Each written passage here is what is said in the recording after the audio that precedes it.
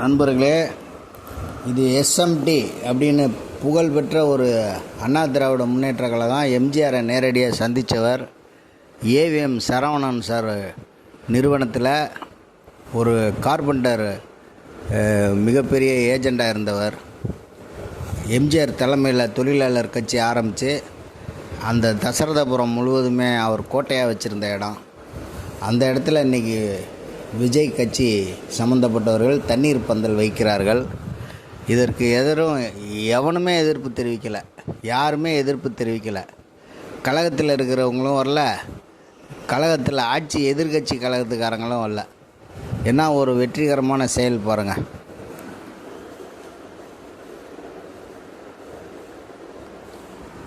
அவங்க பண்ணின அந்த நிகழ்வின் ஒரிஜினலே நான் அப்படியே போட்டுடுறேன். அதில் எதுவும் டப்பிங் பண்ணாமல் அப்படியே போடுறேன்.